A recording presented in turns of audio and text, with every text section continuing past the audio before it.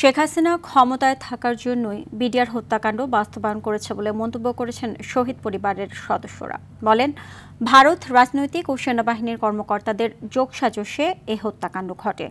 রাজধানীর রাওয়া ক্লাবে বিডিআর তদন্ত কমিশনের রিপোর্ট নিয়ে সংবাদ সম্মেলনে একথা বলেন তারা।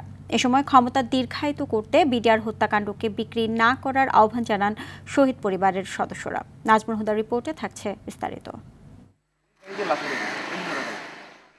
সালটা ২০০৯ ফেব্রুয়ারির ২৫ ও ২৬ তারিখ ঢাকার পিলখানায় সীমান্তরক্ষী বাহিনী বিডিআরের সদর দপ্তরে ঘটে নৃশংস হত্যাকাণ্ড।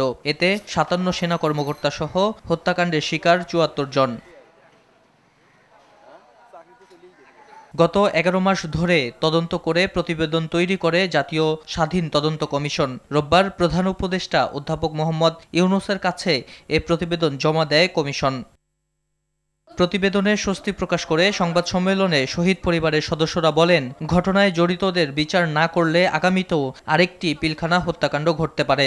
এই হত্যাকাণ্ড বাস্তবায়ন করার জন্য ৩টা এলিমেন্ট আছে। একটা হচ্ছে ফরেন এলিমেন্ট, যেটা ভারতকে বোঝাচ্ছে। কমিশন এটা এভিডেন্সও পেয়েছে, ভারতীয় নাগরিকরা যে তখন উপস্থিত ছিলেন এটাও কিন্তু প্রমাণ প্রেস কনফারেন্সে বলেছে। আর একটা হচ্ছে পলিটিক্যাল এলিমেন্ট। পলিটিক্যাল এলিমেন্ট কারা? শেখ হাসিনা, ফাজনুর তাপস, শেখ সেলিম, জাহাঙ্গীর কবির নানক, মির্জা আজম, আরও আওয়ামী লীগের অনেক নেতাকর্মীর নাম আছে। এবং মৃত্যুর হুমকি বলুন এবং একটা নারীকে লাঞ্ছনা করার হুমকি বলুন, এই ধরনের বিভিন্ন ধরনের হুমকি, সাইবার বুলিং ইত্যাদি, এরকম অগণিত প্রমাণ আমাদের হাতে আছে। বিগত ১৫ বছর বিডিআর হত্যাকাণ্ড নিয়ে যারা কথা বলেছে তারাই গুম খুনের শিকার হয়েছে মন্তব্য করে তারা বলেন, এখনও ৩ জায়গা থেকে হুমকি দেওয়া হচ্ছে। এই ১৬ বছর কেউই কথা বলতে পারেনি।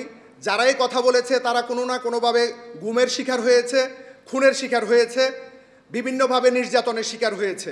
সিকিউরিটি থ্রেট মূলত ৩টা জায়গা থেকে আসে।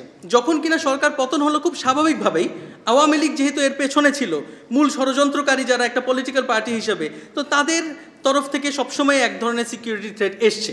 আমাদের সঙ্গে ওই ডিসএগ্রিমেন্টটা বিডিআর জওয়ান আছে, বিডিআর জওয়ান এবং তাদের পরিবারবর্গের থেকে আছে। বিডিআর হত্যাকাণ্ড নিয়ে জাতীয় স্বাধীন তদন্ত কমিশনের রিপোর্ট দ্রুত জনগণের সামনে প্রকাশের আহ্বান জানান শহীদ পরিবারের সদস্যরা।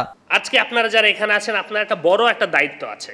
কালকের প্রেস কনফারেন্সের পরে আপনারা শুনেছেন ২০০৯ সালে কারা আসল ভিকটিম আর কারা এখানে এই ম্যাসাকারটা করেছে। আপনাদের এটা জাতির সামনে স্পষ্ট করে তুলে ধরতে হবে। নাজমুল হুদা, RTV, ঢাকা।